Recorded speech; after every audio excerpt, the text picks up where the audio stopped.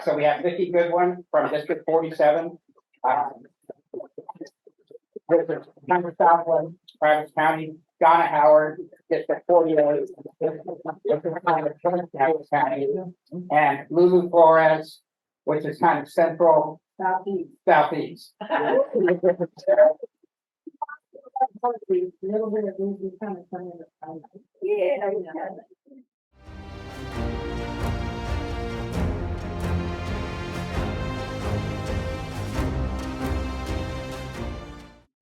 Well, good afternoon. I am Vikki Goodwin, and rather than really talking about my district, maybe I can talk about some of the good things that came out of session. I did have 4 bills that passed.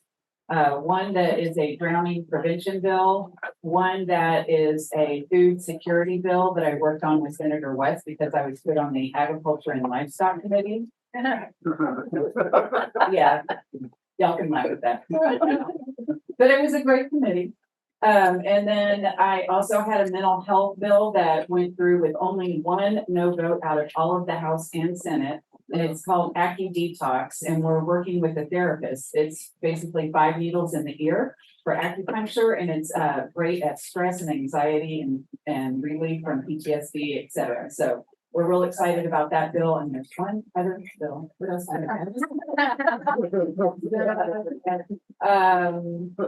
Gosh, there was one other bill that I it'll come to me later on. Anyway, good session. There's so much going on. I will pass the mic to Donna. I'm gonna go ahead and give you a pancake.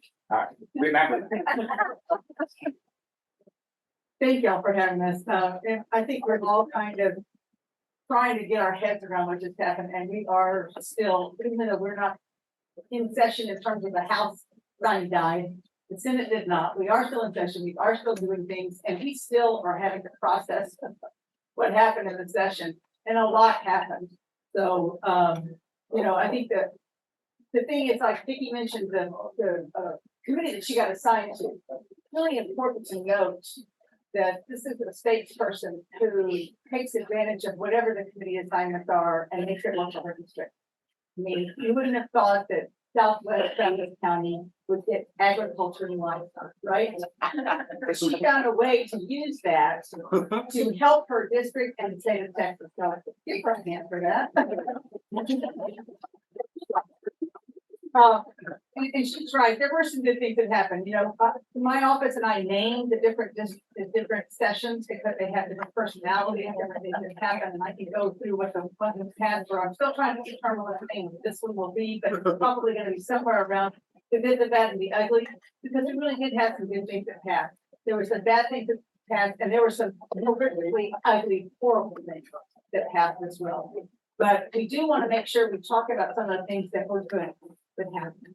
And see my shirt, then one of our bodies. Today is, of course, the 1-year anniversary of the overturning of Roe v. Wade.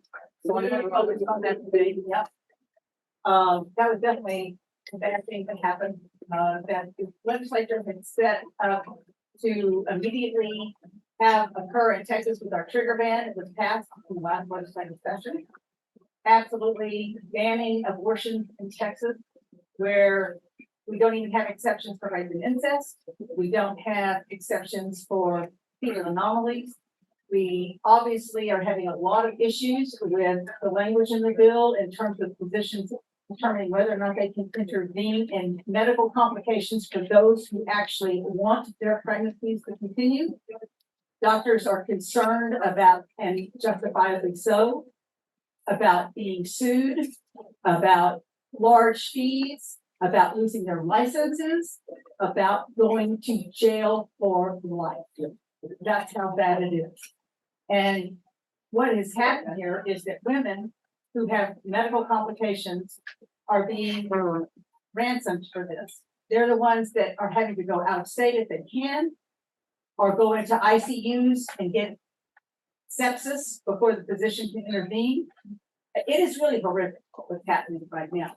And we had little relief from that this last session. Despite the rhetoric during the interim, and some of our Republican legislators, including Abbott, indicated support for clarifying the language in that bill It did not even get a hearing.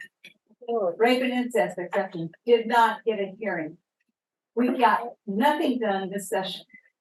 I'll talk later if we have a chance to say there were some positive things I was able to do in appropriations, to get more funding, women's healthcare. Training our Republican colleagues to say they're pro-life. If you're pro-life, then let's support the women who are out there having to access healthcare. And we still, even though we got more in there, nowhere near where we need to be. But there's lots we can talk about, and I have on the women. Thank you, Don. Now, well, this session was my first session. I just got elected last November, so I'm proud to be the new representative for District 51, which is Central. We represent Rainy Street, Travis Heights, Bolden, and then goes south all the way to William Cannon to and then south, and then takes in all of southeast County, all the way to Hayes County and Bastrop County. So we got the airport, we got Coda, we've got a Tesla. We've got a lot of good other than, and actually I have a few boxes that are in the these writings that I share the boundary line with Cheryl Cole. So the session was, I've worked in the around the Capitol for over 25 years. I had experience, so it wasn't totally new to me. I knew what to expect, and I actually felt pretty at home there in the sense that I grew up at the Capitol. I started when I was 22 years old. Working there, and so it felt good, but it was very frustrating, and because of all the horrible things that Donna alluded to, and that you've heard about, and things that have happened. Some positive things did happen. I myself did pass a great thing for Southeast Travis County. We got a bill through that gives a tax exemption to a foundation community to work in partnership with Mobile Loaves and Fishes to build 700 units out on both off of Burleson Road called Burleson Village, and that's going to house the homeless as well as low-income residents of Travis County. So that's exciting news. That did pass, and it was signed by the governor. Unlike the mud bill that we passed in the Senator Zaffarini to do a municipal utility district in Mustang Ridge, to build an industrial park, they got caught in the crossfire this last week and was vetoed, and sort of, punishing the senators for, not moving on the governor's, property tax relief as we received it. So that was one casualty. A couple of other bills that I passed was one that dealt with a major events reimbursement program, which includes CODA and Formula One. That's in my district as well. And so we were able to use that bill as a vehicle to attach another bill that had gotten stalled in the Senate, which included a lot of other new programs for events, great events at Country State. So I was happy to have my bill serve as the vehicle that went through and saved a lot of those programs that we have here. Two of my bills that died were, one was an animal safety bill. You've heard about the heat wave that we have, correct? Well, pets that are left in vehicles. I had a bill that would remove civil liability for those who break into vehicles to rescue distressed animals. And so it passed the House with 100 votes on second reading and 92 votes on third. I'm very proud of that. It could have been a constitutional amendment. However, it stalled in the Senate. The Senate State Affairs Committee was in a hearing. They also wouldn't give me a hearing on my other bills relating voter registration for returns of mailed registration if you make a mistake. When they return it as not being complete or rejected. My bill would have required that they give a reason, that the county clerks give a reason, check a box, and to tell you what it is you did wrong, so that you would have an ability to correct that and send it back in. Very innocent bill, very helpful bill, I thought. Secretary of State, has the form that the district clerks can use, but unfortunately that too died. And then another bill that passed the House that died in Senate State Affairs as well was for a victim of indecent tapings to use the pseudonym in the court document, you know, not to have to use their real name so that they're protected. And again, another important bill for folks who feel that they don't want to have that exposure and want to have their information and their names kept confidential. Unfortunately, that bill died. Finally, a bill that didn't even get a hearing in the House is another very important bill that deals with heat illness prevention. A workers' defense project brought me a bill that was filed that would protect workers, creating state standards to make sure that workers have breaks, that they have to have the water breaks with shade, cool, and with the indoor-outdoor, we've had administrative penalties for employers that didn't provide this. It would have created a heat advisory council that would come up with these standards that would be adopted by the Texas Workforce Commission, and they would be the agency to enforce that. Unfortunately, that bill died, and we've heard a lot of that right now because House Bill 2127 by boroughs did pass and was signed by the governor. And that bill is a preemption bill that prevents municipalities and counties, local jurisdictions from adopting their own ordinances to protect workers. I mean, you read all the codes, labor code, property code, insurance code, all of the codes, finance, business and commerce, agriculture, natural resources, occupation, so, all of these codes. And so tried to amend the bill on the floor so that they said, okay, we don't want a patchwork of ordinances across the state. What we need to then create a state standard. So I presented my bill as an amendment to the state, not the state standard, right? But of course I didn't fly. And neither did removing the labor code from that bill. It's a terrible bill, and now we have this, 120-degree, heat index weather that we're having here in our workers. These ordinances are now in threat. I'm hoping that there's going to be some legal challenges to those to make sure that she can keep those enforced. In Dallas and Austin that do have their own local ordinances protecting workers. But I'll stop there and I'm going to Talarico. Hi, everybody. James Talarico had the honor of representing House District 50 in Northeast Travis County, from Vikki. So I'm sure my colleagues have covered all the most important things, but I'll just add, I think it's sometimes helpful in these legislative sessions when so many bad things happen to also remember that good things can happen too. There is some silver lining around this very dark cloud. Of course, it was a bad session for workers, bad session for trans children, actually a bad session for children overall. Many of y'all know that I'm a former educator. We had a $33 billion surplus. That's not even counting the rainy day fund, $33 billion surplus. And we didn't invest any of that in our schools, in pay raises for teachers. If you adjust for inflation, teacher pay has actually declined over the last 10 years. Texas teachers are making less than they did in 2010. So the fact that we didn't do anything on teacher pay is a great disservice to all kids. But like I said, silver lining. The four of us, along with our Democratic colleagues, were able to stop Greg Abbott's voucher scam, which would have diverted directly taxpayer dollars away from our public schools, which are already underfunded, and give them to unaccountable private schools, which can choose which students they admit, which don't have to provide transportation, and which usually have a much higher tuition bill than the voucher can even cover. So these things are scams because they maybe look good on the outside, but you dig one level deeper and you realize that they're just ripping you off. So we were able to stop that. We also stopped other bad bills, including some Christian nationalist legislation, like the bill that would have mandated the 10 Commandments in every single classroom in Texas. We were able to stop that on the bill that. And we also passed really good pieces of legislation. I know the four of us did, as well as other Democratic colleagues. My office and I were able to pass a bill that will allow Texas to import cheaper prescription drugs from Canada.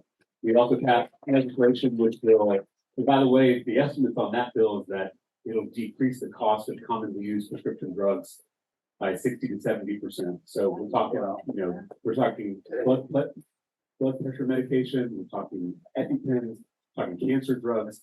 The fact that we can make these a lot more affordable will literally save lives in our state. And so it's proud of that bill. Also proud of a bill that our office passed that would provide property tax relief, property tax exemptions to childcare centers across our state, because 85% of brain development occurs before the age of 3. And yet childcare is now more expensive than college in Texas. And again, in our state budget didn't do nearly enough for early childhood centers, early childhood workers, who, by the way, do this service for our students at near poverty level wages. And so this bill will allow local governments to provide that much needed property tax relief to childcare centers. And there's a provision in that bill that will mandate that landlords have to pass on any savings to those centers that rent to the centers themselves. So it'll help those that rent and those that own their property. The last bill I'll mention is something I actually worked on with Representative Howard, and it's a bill that will address the teen fentanyl overdose crisis that we're facing in Texas. Some of you saw the story that while we were in session, I think it was actually the day we were debating this legislation, a 13-year-old boy in Carrollton, IC almost died from a fentanyl overdose while he was at school. And so we know how to solve this, right? You don't solve the fentanyl crisis by grandstanding on the border or going on Fox News and scoring political points. You solve it with good public health policy, which is what Representative Howard is an expert in. And so we worked on a bill that would actually put opioid antagonists, the medication that can reverse an overdose, in every public school in Texas. So now on every campus, teachers, educators, school nurses are going to have access to this life-saving medication. There was one district in Hayes County, in Aaron Wiener's district, that had a child die from a fentanyl overdose. They decided to put fentanyl over campus on their own. They didn't have state guidance, they didn't have state funding, Narcan, sorry. Put Narcan over campus, and they ended up saving 5 lives over the past year. Wow. So this really works. And so the legislation we passed will put that in every public school campus across the state.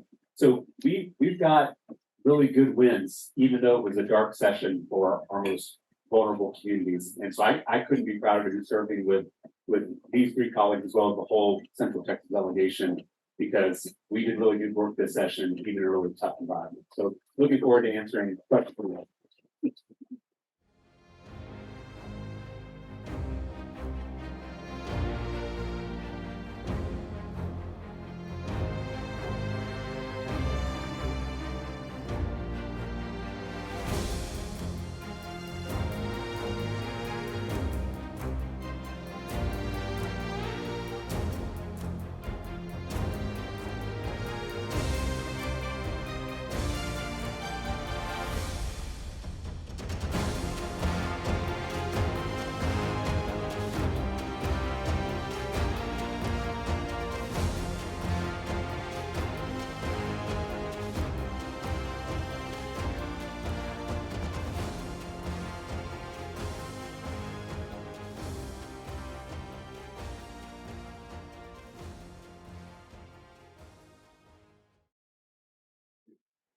I'll start off first again. I'll try to say it really succinctly, just what happened during session. Basically, the House had a version that would be a assessment cap, not a property tax value cap, but an assessment value cap, and that's what you get taxed on, of 5% across the board for every kind of property. So it would have helped homeowners, but it also would have helped businesses.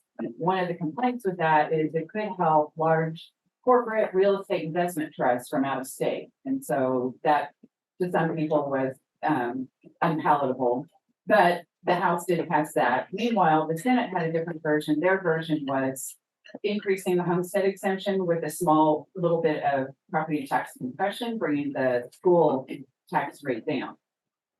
So we had very different visions of how to get property tax passed, relief passed, and didn't get anywhere during session. On the last day of session, the speaker tweeted, "Oh, we're coming to an agreement," and then that just fell apart. There was no agreement. So immediately after session ended, the governor called a special session, and the governor said he wanted property tax compression, which is just lowering the school tax rate. So it has no effect on school funding. The schools get the same amount of funding, It's just that more is coming from the state and less from property taxpayers. So it benefits anyone who owns a property. My issue is that we aren't giving any property tax relief to renters. And renters make up over 50% of Texans these days. And so we need to think about how we give them some relief, since where we're getting the surplus is from sales tax revenue, from COVID relief dollars that we substituted for state dollars, and from oil and gas. So it's not coming from property taxes. And the last thing I'll say is that with these different proposals, there hasn't been a way to increase money going to our schools to give our teachers raises. And so our school districts across the state are having to dig into their reserves to give teachers raises so that they can simply keep teachers in their jobs. So it's a lot of information in a short little bit.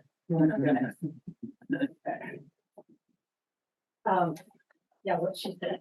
The thing is that, you all know that we have no, income tax in the state.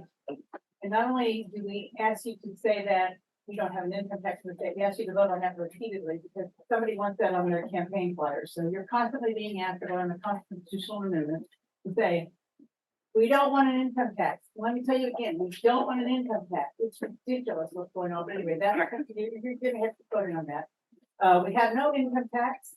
We only have property taxes and sales taxes, basically, as our major sources of funding.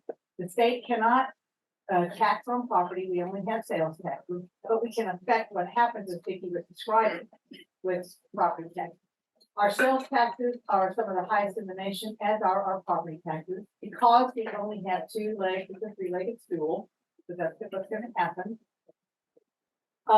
The surplus, as she mentioned, was largely due to sales taxes. We had a rebounding economy, as you all know, after COVID. Rebounding economy. We brought in so much more money than we normally would have. Plus, oil and gas revenues were huge over the past couple of years.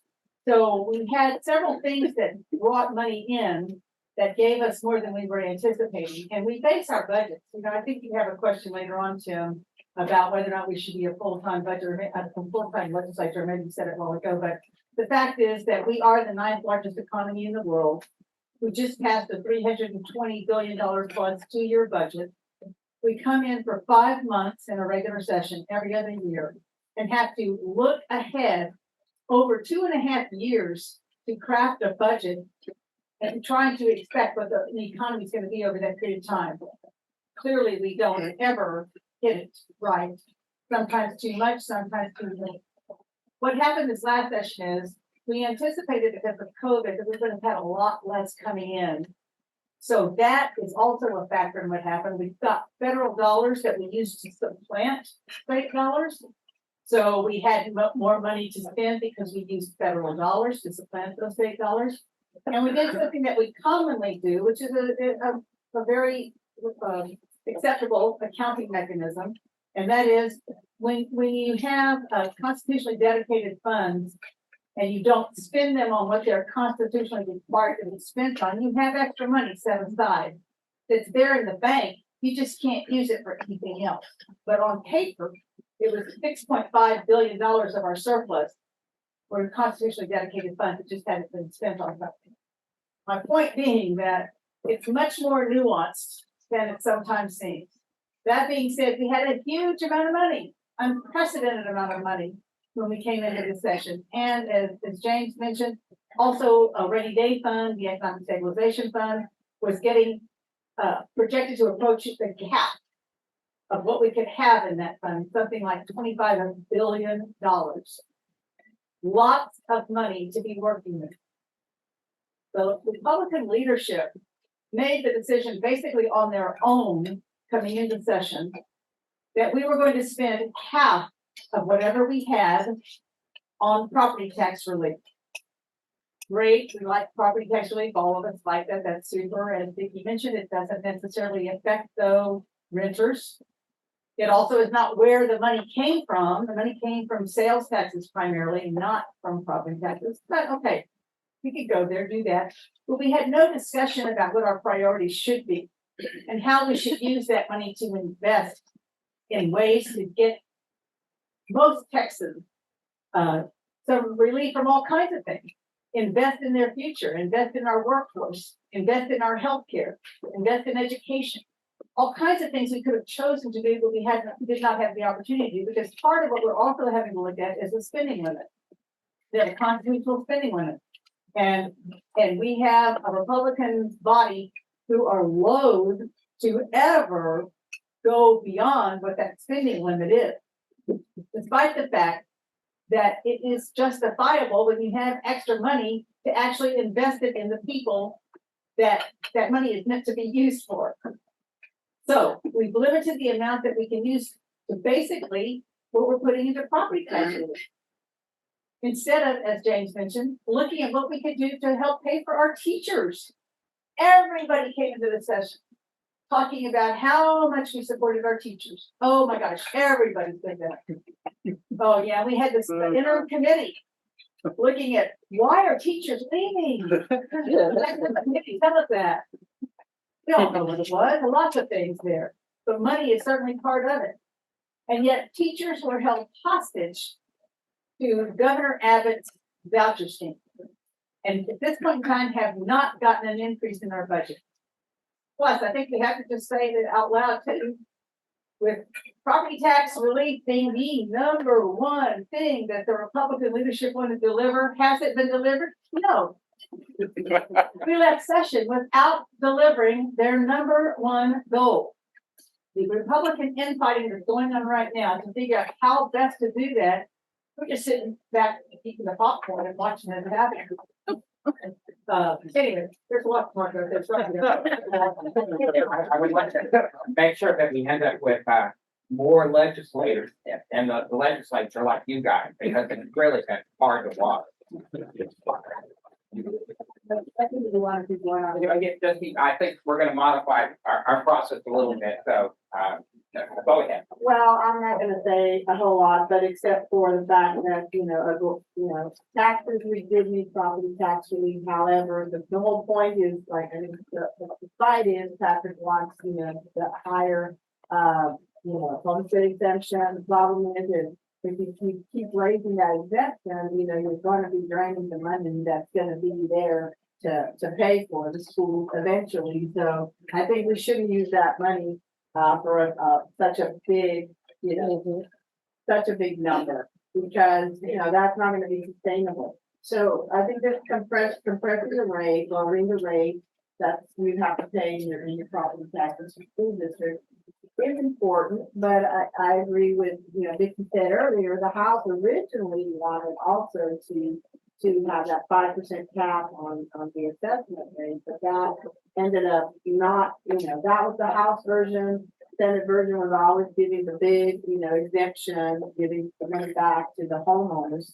But that didn't affect, businesses, etc. So that's the fight, and I'm not going to go into any details because I'm not a great tax policy person, but I do believe we do need relief. But our schools do need to get paid, and Vikki alluded to, we need to raise the base of allotment so that the state, does per student amount that they give them based on enrollment and on attendance to raise the amount of money that goes to the schools, and that will have also an impact on having raises for teachers, because it's tied together. So we really do need to address funding for teachers, because we gave something to retired teachers, but not enough. We did a COLA and maybe a 13th check, but that's a pittance. And then the current, teachers, we did not raise their salary. So, we have a long way to go, but as Donna said, that's being held hostage. The school finance is also being held hostage because they want their vouchers. Property tax is just part A of this whole special session, soap opera. The second part, second series is the voucher scheme. And as James Talarico just told us, it's a scam, it's a scheme. They're trying to steal money from public schools, taxpayer money, and put it and give it to folks who want to go and pay for private education and the schools that aren't regulated by the feds, that aren't regulated by the state, that don't have to, meet health and standards. They also don't have to accept kids with disabilities or other, they can, decide who they want to come to school. And the scam is that you're giving them $10,000 or whatever they're trying to raise it to. But that's not nearly enough to pay the tuition, so where are they gonna get the rest? You're saying you're gonna get these scholarships. And it's all in the name of parental choice. Notice how they use the word choice. Now, they co-opted that term, telling, let us take money from our public schools and give it to people to pay for private schools that aren't regulated by us. So it's STEM, and I'll talk about And I'll just add on the voucher scams that in the states that tried this, like Arizona, 80 to 85% of the money ends up going to folks who are already in private schools. So the wealthiest kids, the wealthiest families, and they're getting their tuition bill subsidized. So it's no wonder that it's really billionaire mega donors that are the ones who are pushing these voucher schemes. On property taxes, I like that we've all acknowledged that it is a problem. We've got folks in our community, in my district, that are being priced out of their homes that they've lived in for 20 or 30 years. And renters, although they're being left out of the relief, are also hurt by rising property taxes. Small businesses. I mentioned the bill that Vikki and I worked on for early childhood centers getting property tax relief. It is a problem. But I want to focus on two things. One is it's not always what you're paying, it's who's paying. And in Texas, we have really inequitable tax system. The wealthiest Texans pay less in taxes and state taxes and local taxes than the poorest Texans. Of course. And you always hear about California, right? We don't want to California our Texas, and they got crazy taxes over there. The working Texans pay more in state and local taxes than working Californians, right? It's the wealthiest Texans that pay less than the wealthiest Californians. So again, it's not always what, it's who. And this Republican infighting, the fact that they can't deliver on this priority that we all agree is a priority that we all have tried to support and tried to get them to a consensus, they can't come to a final deal. And I believe it's because they spent too much time banning books and banning drag queens to focus on the research that we do. And this is the issue with these culture war bills. Not only are they dangerous, not only are they many times unconstitutional, not only are they hurting and persecuting marginalized people, but there's also a tremendous opportunity cost. Donna mentioned that we're only in session 5 months every other year to try to solve the big problems that our big, diverse, complex state faces. And so to spend precious legislative time on these culture war fights, on these conspiracy theories that they find on Facebook and Fox News, it really has a big trade-off, because it means that there's not enough time to focus on things that people actually need help with, including rising property.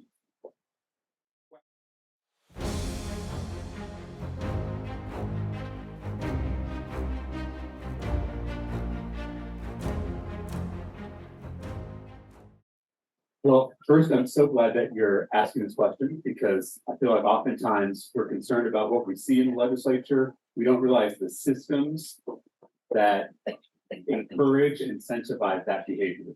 Because oftentimes people are like, we should just replace Stan Patrick.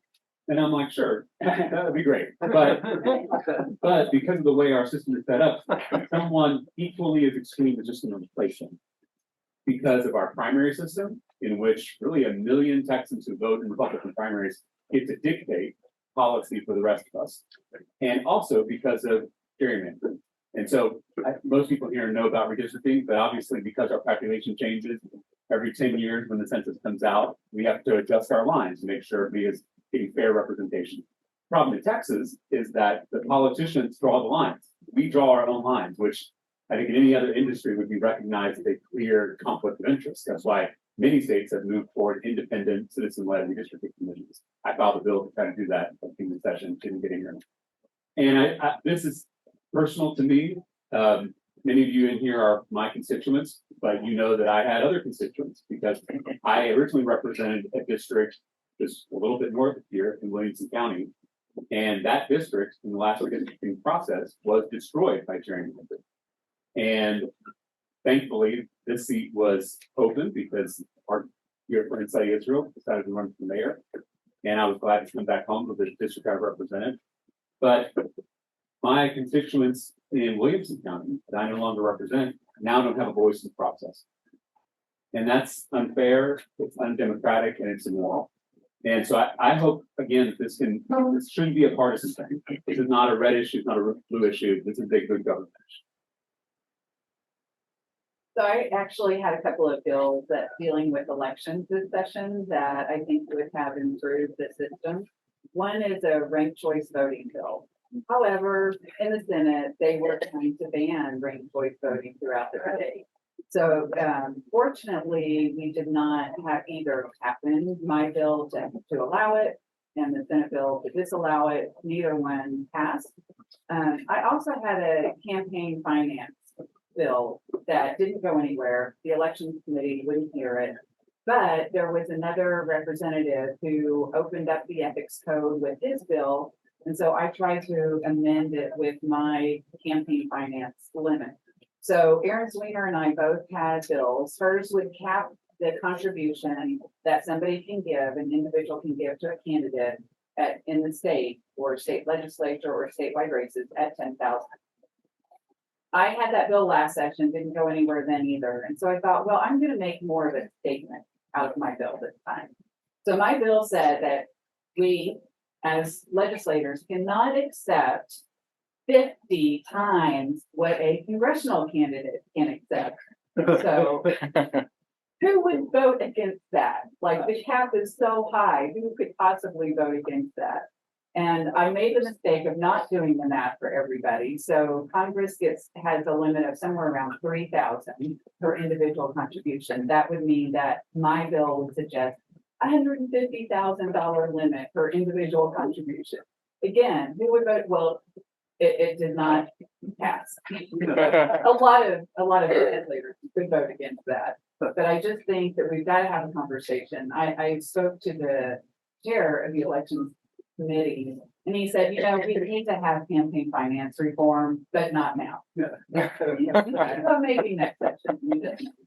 And I think one other thing I want to say is that we do have to get out around the state and tell people what the Democrats stand for. An example is House District 2, Northeast Texas. There is one Democrat running, thankfully, in a very Republican district. But we kicked out Brian Slayton for his criminal behavior. And so there is a special election this November 7th. And one Democrat had the courage to run in that district. She came to Austin yesterday. We held a little event for her to give her some encouragement. But she's a dynamo. She's been on the city council up there in Greenville. And her name is Kristen Washington. She, I think, will do a great job, again, in a very challenging district. But we have to have Democrats throughout the state speaking to people, or they won't know what we stand for. And so I think election reform is very important, and just making sure that we have good candidates throughout the state. Yeah, thank you, Vikki, for hosting that yesterday. You know, this is not somebody in our area, obviously, but it is a special election. One Democrat, 6 Republicans, is that right? Oh. Yeah, Yeah. even though it's probably what, in like a 70% Republican district, when you have that kind of a split, those 6 Republicans are gonna be splitting those votes. You never know what could happen here. Right. Helping this person is really important. And I want to mention that Gina Hinojosa, from here in Austin has been appointed as the chair of the House Democratic Campaign Committee, which is the organization of the House that's going to be looking at supporting incumbents and helping to flip seats where possible.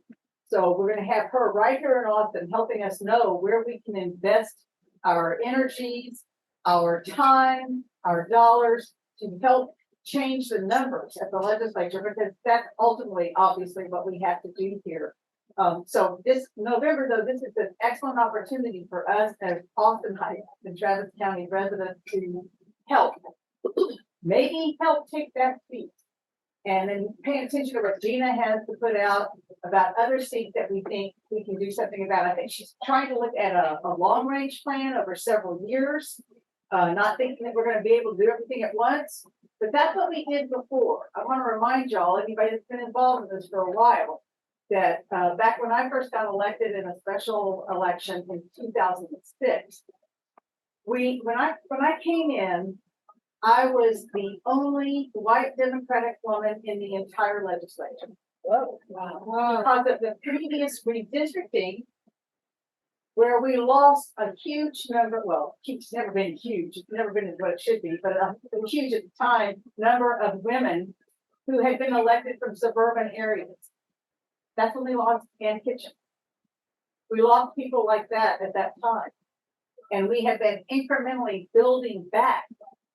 And we got to a point, in the 2008 legislative session where we had more women came in, like Belinda Bolton came in at that point. We had more women coming in. And we actually got to a point where we had 74 Democrats and 76 Republicans. There was a plan of action to get us to have a majority before the next redistricting happened. And then 2010 happened. The Tea Party came in and everything changed. We lost so many Democrats in that election cycle that we didn't even have enough members necessary for a quorum. We went down to 49 Democrats. My point being here with this question, sorry, Tim, but I think it's really important that we think about what we do to keep building back up, which we have been building back up since then. 2018 election, we flipped 12 seats. It was awesome. The next election cycle, 0.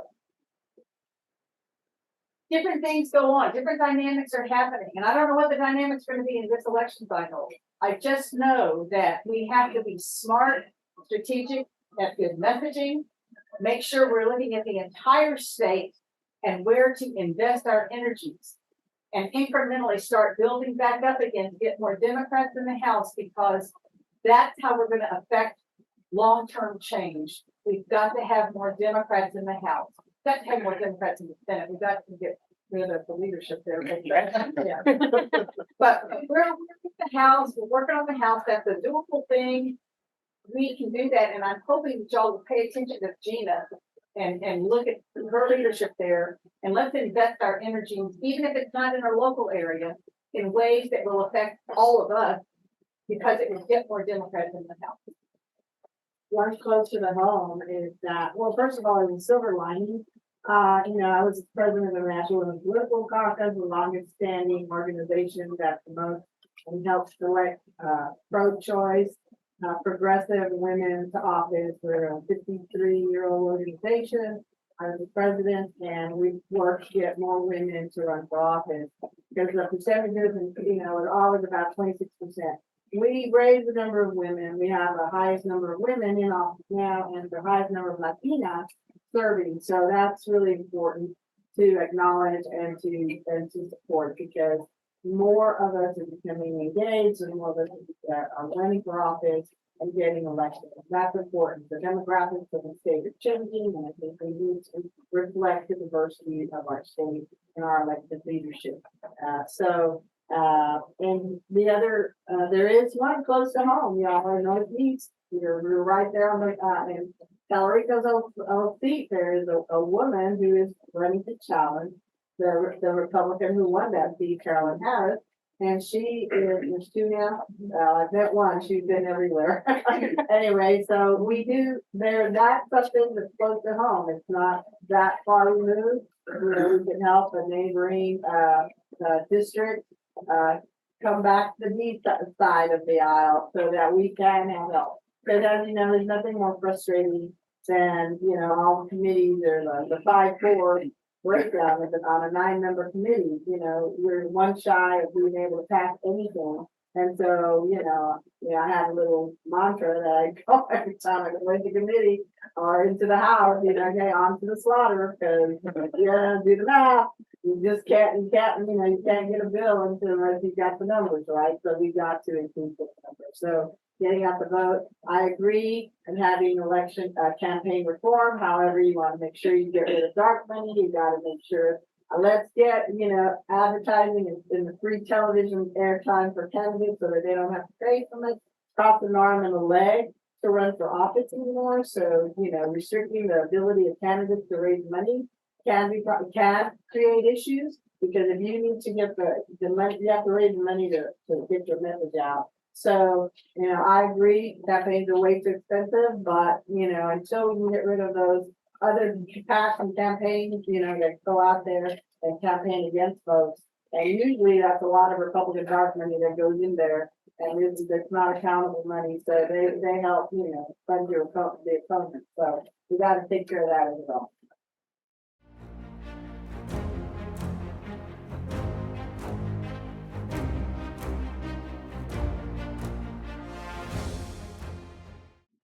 Well, first, I think we should acknowledge that the good news is impeachment in the Texas House, because Guys, did that many Republicans came over? yeah, I mean, I think if you'd asked any of us that we thought we were going to be ending session with impeachment, and not hard in your face. You know, in this age of extreme partisanship, extreme polarization, the fact that you had Republican legislators, our colleagues in the House, holding one of their own accountable is a remarkable thing. It shouldn't be a remarkable thing, but it is. And I know that some of my Republican colleagues that voted for that impeachment are getting primary funds, and they may not win their next election. And I spoke with some of them, and they said it would be worth it.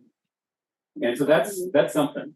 And to me, I disagree with my Republican colleagues all day long. I think they've done horrendous things, especially in recent years. But it gives me some kind of hope for our democracy that there are still some Republicans willing to stand up to corruption in their own party. But it goes on to the Texas Senate. In fact, he's been removed from office because of that impeachment, but he can be reinstated unless the Senate does their duty.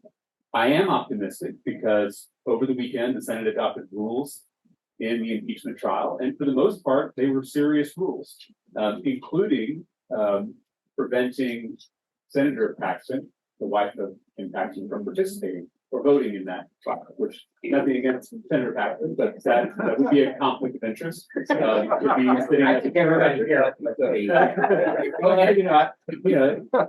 don't want to blame you for the actions of your spouse, but you shouldn't be sitting as a juror in your spouse's trial.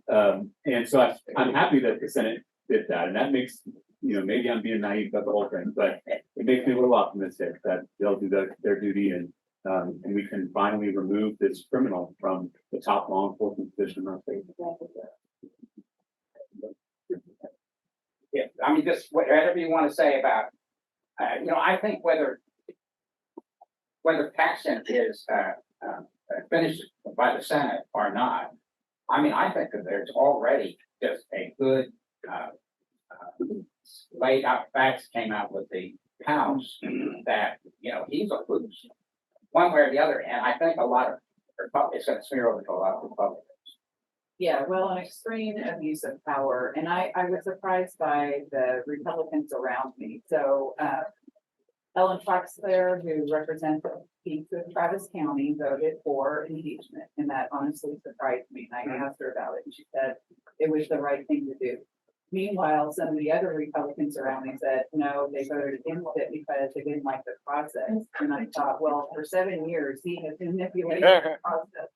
So I feel like this process is working, and I have no idea what's going to happen in the Senate. Yeah, I would concur with everything that's just been said. The fact is that, y'all know, you've got family. They may have different opinions, and they have to be a different political persuasion, but that doesn't mean that they're all bad. And this is the best I'm trying to say, because our Republican colleagues, they're friends of ours too. We work together. They do some things as a whole that are very harmful to our state. I think we would all agree with that.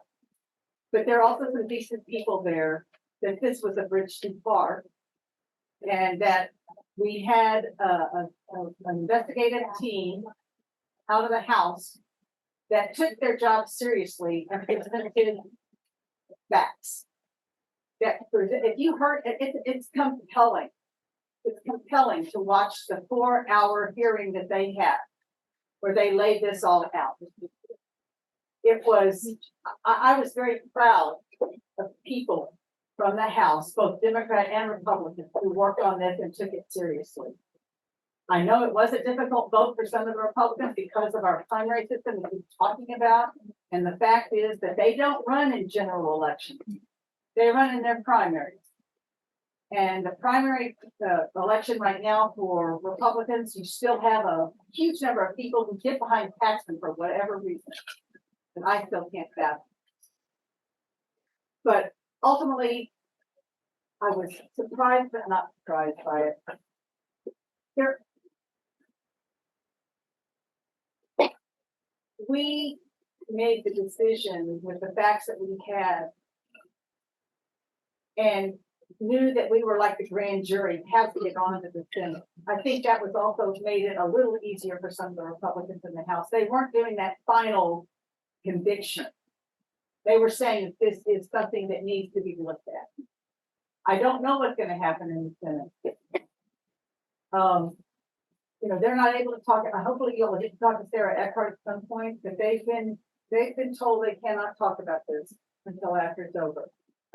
So yes, like jury tampering. So Sarah can't talk to us about this right now and really tell us about this. But it was encouraging to see that they at least came up with rules that most folks, I'm not a lawyer, but most folks that have looked at have said these are good rules. So at least the process so far, other than a few things here or there, looks to be legitimate. We'll see what happens. I mean, I still think there's going to be a lot of pressure on him to resign before the senators have to do anything. I mean, you can imagine if you're a Republican trying to have to take that vote, you're going to be doing whatever you can to not have to do that. So who knows what's going to happen? It's just going to be one of those things you're just have to keep watching. The chair of that special committee, Murr, serves on the judiciary with me, and I served with him in the committee, and he's a former county judge and a judge, and so he has. I have all respect for him, even though he is a Republican, but he is has good ethics, and and I'm proud of that. And some of the other Republicans, my other chair, who is one of those rural Republicans that stood with us on that voucher vote, that are also their bills got tagged and killed, and they were being punished in session because they took that vote with us. So I have all due respect for them. They treated me fairly, both my chairs and Nora, who sits on the committee. But they basically said, look, that he asked for it. By asking for that, he opened the door. And I asked him for the money and the appropriations to pay for his legal bills, where he, screwed these whistleblowers, and then wanting the state to pony up and pay his bill. That galled them, and they said, "Okay, dude, you open the door, and lock it in." And that's what happened. They said, and none of it that this was happening. They were very, they kept to themselves, but they did a very good job of looking at the facts. These facts are 7 years old. This guy has been reelected twice, on his record, and he's crooked. And so it's about time. And they just said, you asked for it, we're going to do this, and we're going to do the right thing. And I agree with everybody and everything that's been said. They did do the right thing. This is not a political vote. This was not, a partisan vote. This was a do the right thing. We can't hold our nose and just ignore this anymore. It's like the stench is too much, and the guy has got to go. Well, it'd be really great if we could have that be the normal activity of this legislature, how it ends out. Is there anybody who wants to ask a question? Yes. I will say it's been embarrassing to be a member of the state bar when the most public member of the state bar. Yeah. Put it up here. Anyway, I want to know have there been any criminal justice bills passed this time, good or bad. Um, Anybody address that, Lulu? I know you might be able to. Well, there was I'm sorry, I have a lot of those anyway. There was a bill that is, the rogue prosecutor bill that was passed, there was a bill in our, civil jurisprudence committee, but then it went to Cringer, because I think maybe wanted to fix it, because what they brought was basically kind of a vendetta thing to go against those prosecutors who take policy positions when they're running to say, like, for example, our Travis County DA, who said, we are not going to be going, prosecuting these abortion cases or these other types of cases that, small amounts of marijuana cases that really we don't need to be wasting our dollars on. And we're gonna look at prosecuting the real cases that really need, our attention. And of course, the folks that came to our committee, for example, the police association, who were hell bent on, trying to, get to those types of DAs like our DAs who are, stepping up and standing up for their community values, right? So the rogue prosecutor bill it expanded the definition of official misconduct to include, taking such a policy position. It has certain exemptions, but nevertheless, that bill did pass, and I think it was 12 or something, and then the Senate bill. That would be so much. It's Representative Cook. It's House Bill 17. And but like I said, Chairman Moody, who chairs the Criminal Justice Jurisprudence Committee, did work on that bill and did, calm it down, and it wasn't as bad as the House Bill 200 by Leach that went through the civil jurisprudence. So that was one. I can't think of, criminal justice. I didn't serve on criminal justice, but I do know that there were several good bills that were signed that were in the judiciary. The one bad thing, and I meant to say this earlier, is to talk about, abuse of power. Senator Joan Huffman, and I'll call her out. She, the judges, we need good judges. We need to pay our judges. We need to make sure that they can continue in the role that they serve, because we need a strong judiciary. So she held up with the judicial pay raise bill. She had an issue with a couple of judges in Harris County, one in particular that gave, let somebody out on bail and they committed a bad act.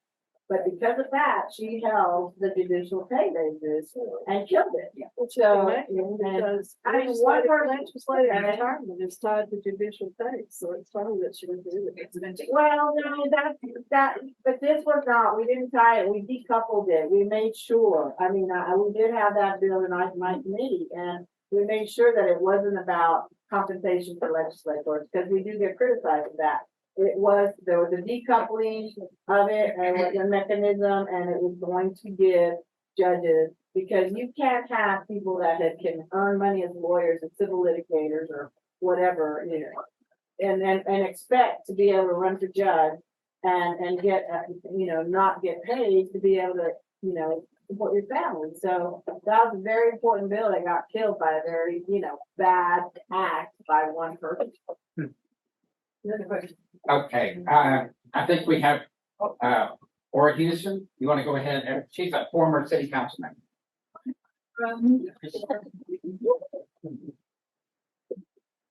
I live in North Charleston, so it's not about being on the city council. I just want to thank you all for your service, but I also want to say that some of us in your districts feel like we're not getting heard. So some of the things that you're saying about the Republican Party, many people are saying about the Democratic Party, just so you're clear. I'm not in everybody's district, most of you all don't represent me, but it's a lack of responsiveness to and listening to and being, because sometimes you all make decisions and the community goes, where did that come from? Because we're not engaged in the conversation and we're not asked. So it's not a question, but how, well, it is. How will you do better in reaching out and ensuring that the people that you represent, you coordinate, to at least have a conversation with them before you introduce legislation? I might go ahead first, just start on that. It's just the insanity of the body that you work at makes it very difficult for normal people to understand what's going on there. It's how do we get it so that we can start broadcasting and working with people to say, there's new hope. This is what the Democrats want to do, which I know you don't. Well, I would ask, what issue do you believe we should be working on, number one? And that's why we do forums, although this is a panel discussion, so it's a little bit less of getting feedback. But on Monday morning, I will be having a coffee with my constituents. And I did remember that one last bill that I passed is the Natalia Cox Act, and it was in response to a woman who died, her family. We wanted to help them make sure that it didn't happen to anybody else. The drowning prevention was from a constituent. The active detox was from a constituent. So I think a lot of us do look to our constituents for ideas on legislation. And that's where all of my legislation, except for the food security bill, came from. Yeah, when I first ran for the seat that I represent now, we did a policy survey and knocked on every voter's door and either had the conversation in person. I knocked on many myself personally. We also left the policy survey, and on the back there was a place to just put a stamp and mail it back. And then had an online component where we did text messages to all our constituents with an online survey. And then the culmination of that were 2 town halls before session started to present some of our ideas, policy that we wanted to focus on, and then get feedback on that, on anything we missed. So there was a survey component, in person, an online component, and then 2 events before session started. That's how we approached the beginning of session. But I think there are so many more things that we want to do, and I'm sure that our entire delegation wants to do to try to get people even more involved in the process. It's really hard, as you mentioned. The nationalization of media means that most things that people see covered are national politics. Very little do you see state or local politics being covered or getting the attention it deserves. And so it means that it's really incumbent upon us as legislators to do the outreach to ensure that our constituents at least get the opportunity to have the kind of input that they need and deserve. Okay, yeah, go ahead, go ahead. Yeah. Yes, we have 2 town hall. Well, first of all, when you run for office, when you run for office, you run on a platform and on the issues, and you have the dialogue with your constituents at that time, at those different forums, and also knocking on doors and listening to the issues that are important to your constituents. And as Vikki said, or Jane said, you get bills brought to you by your constituents to support things that are going to be helpful to the district. They did hold 2 town halls during the session in order to get. I didn't have a big email list of my constituents because we don't have access to that at the beginning of office. So I'm building that. But nevertheless, is reaching out, getting the word out on social media, asking them. And then anytime we have a bill that's coming up on the floor, I have a tally of who has, reached out to us, talked to us about a particular issue, or we see something that's coming up, and as Sid said, it's a fast and furious process because things are going through the committee process, and they just come at you like, you're drinking from a fire hose on the last 2 months of session because they're coming at you fast and furious, but you do your best to reach out. Okay, here's this bill. It affects these people. I want to know how, what they think about this, and we do our best to be able to get input from constituents before we vote on the bill. We rely on folks who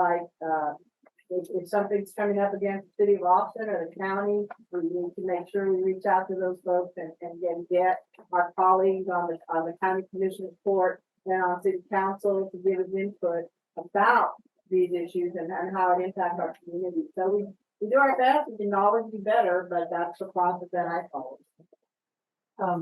Sorry, Tim, I have to go because I'm gonna be, doing a Zoom thing this afternoon. So I'm gonna tell you about it in case anybody's interested. It starts at 2:30 and you have to get prepared for it. We're showing, a part of a documentary that's just come out called Fractured. That was done by the State Innovative Exchange, which is called SIX, which is, a national group that coordinates democratic politics throughout the country. They did a documentary talking to legislators throughout the country on what's happening with the post-Roe world. Basically.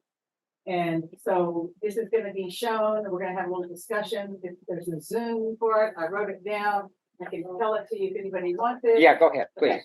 It's 844-3985-761S. But it's also on social media, on my social media, if you want to, if you're interested, but it's at 2:30. Please join us if you want to. We'll have other opportunities to talk about things, but today being the anniversary of 1 year when Dobbs fell, Roe fell after Dobbs. We're gonna have this event this afternoon. So I'm sorry I have to go. Thank y'all so much for having us. I hope you have a great colleagues on the week.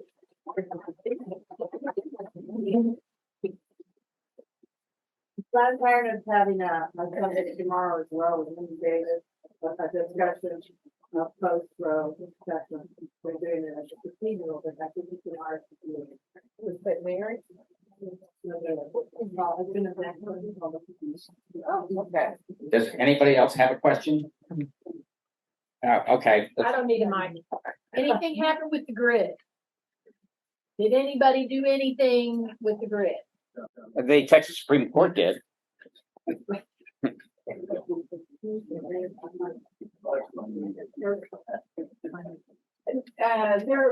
was some workaround.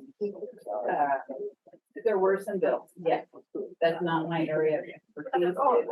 It's Donna's. Yeah.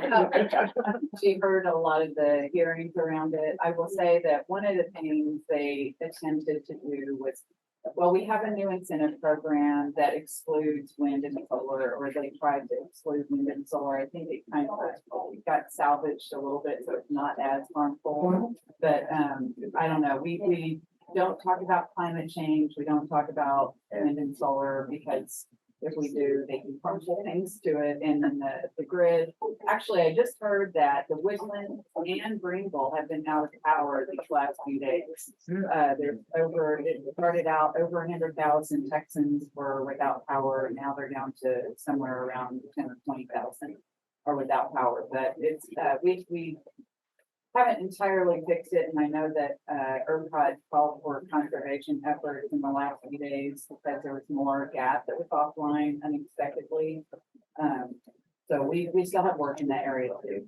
Well, we'll do one more question and two more questions and call it a day. What was it?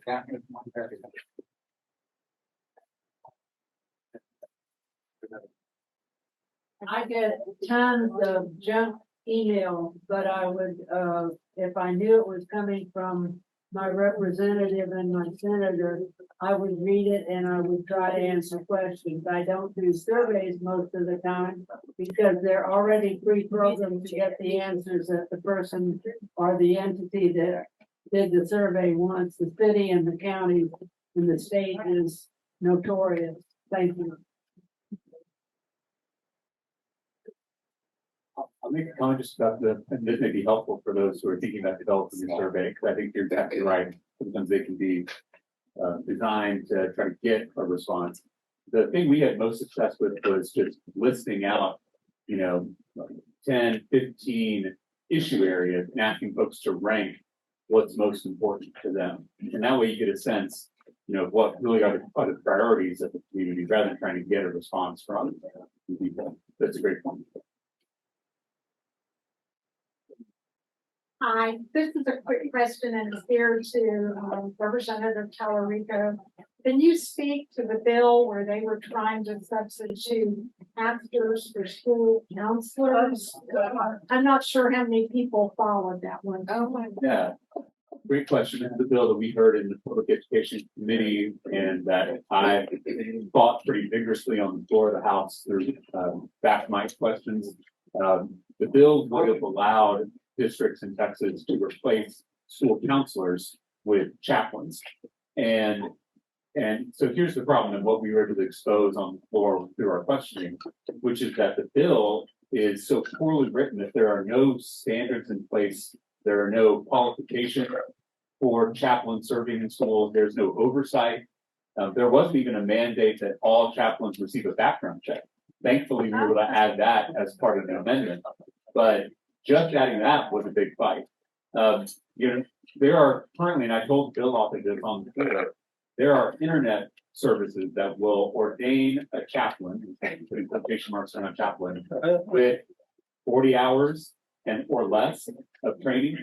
There are some chaplains that serve in our military, that serve in our hospitals, serve in our prisons, who are tremendously qualified. They have a master's degree, they're accredited, they belong to an endorsed organization.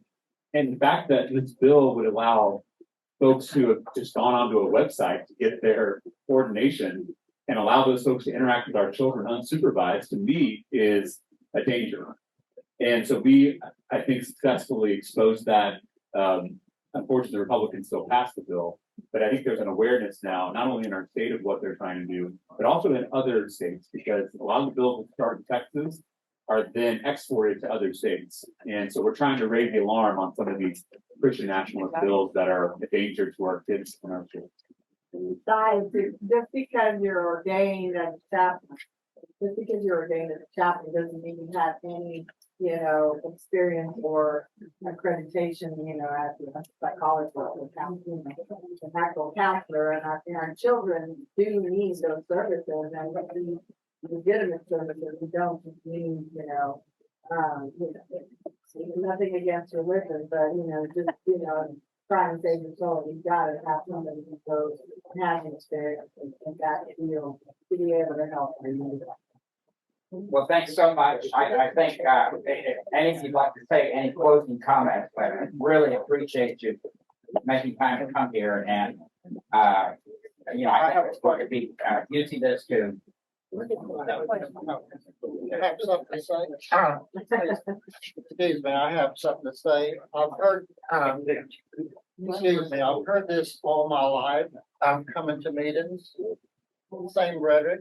I'm not putting y'all down for what y'all trying to say. I hope y'all can understand what I'm trying to say.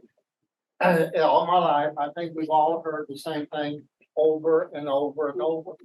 Now, when I understand that judges want to raise, teachers want to raise, my point is, whenever you give anybody a raise, what good does it do? Because and then the next week or a month later, we got to figure out how we're going to pay for it. It's always like that. So why give anybody a raise? Then when you have to say, how are we going to pay for it?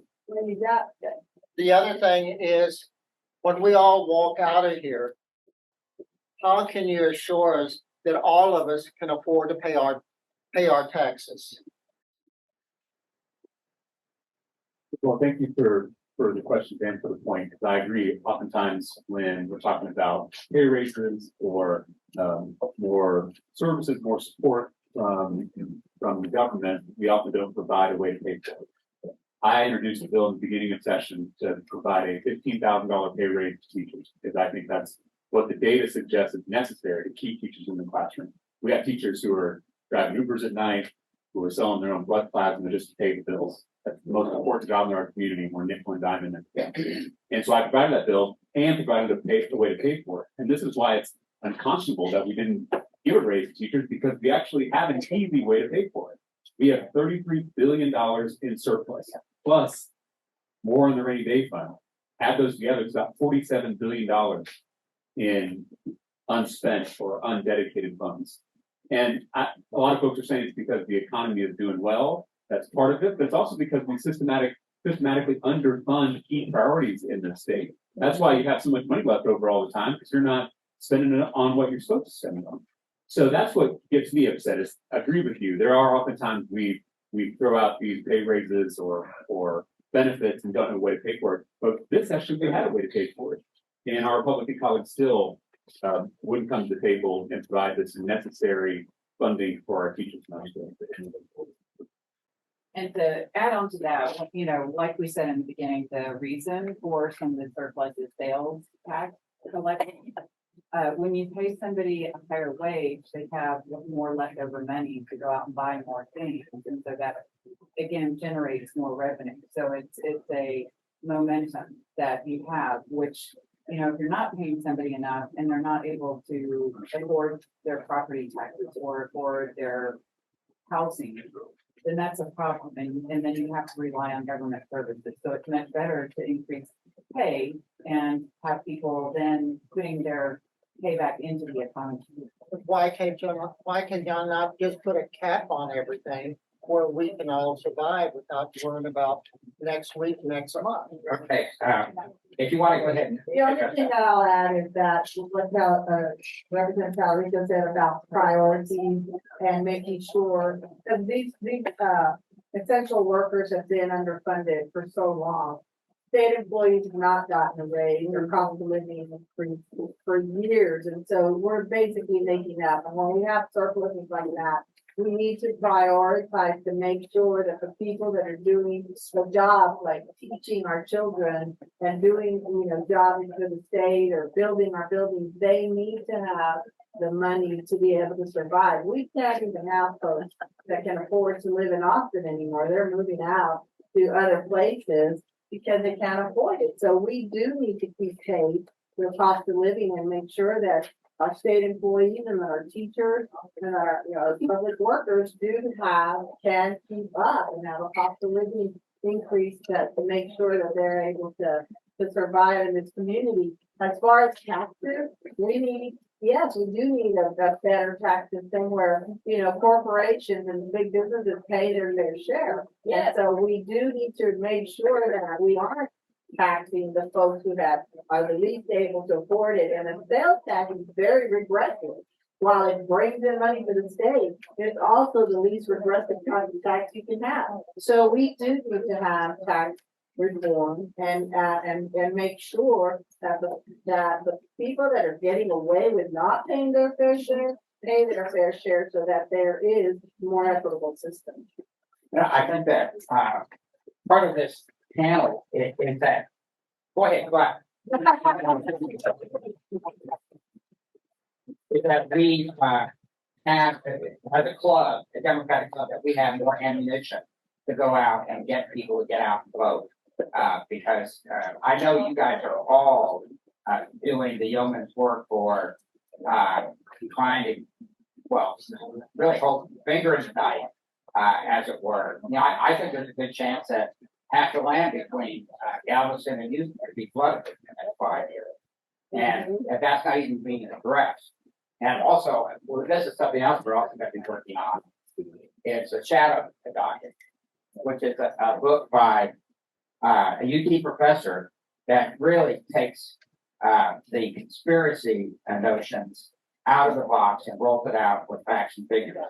And hopefully we can get him to do a presentation here to work with Democratic intentions this summer. So thank you so much. And good luck and